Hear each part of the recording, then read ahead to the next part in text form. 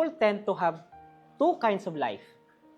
Yung buhay niya ngayon at yung buhay na gusto niyang makuha. Nagets niya? So, ibig sabihin, sir, may dalawa pala. Yes. Your present life, yung buhay niyo ngayon, at yung buhay na gusto ninyo.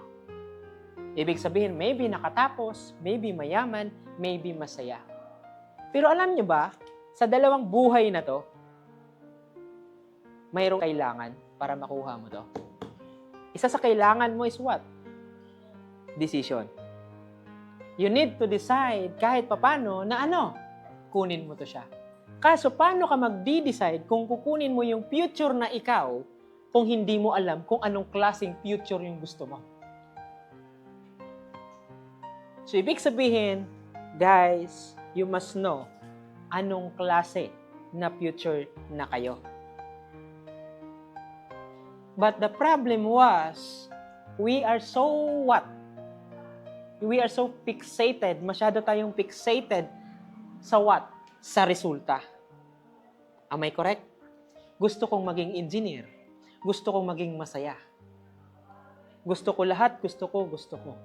But the problem was, nasan kayo ngayon? Nasa future ba? Nasa present kayo. And we can only achieve the future na pinapangarap ninyo if you decide sa present ninyo. Pag nag-decide kayo, kailangan gumalaw kayo. Gumalaw kayo according sa future na kayo. Kaya nga, pinasulat ko kayo nung isang araw, ano ba yung gusto nyong maging kayo? Sinulat ninyo. Because that listahan ng okay, makatapos, ganito, matapang, ganito, sinulat ninyo. That sinulat ninyo is your ideal self. Your ideal self is your future self na gusto ninyo. Am I correct? Pero ito yung tanong.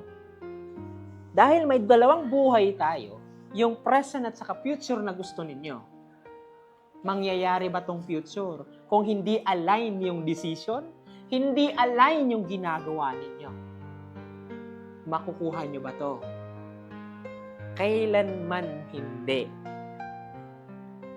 Hindi nyo makukuha ito.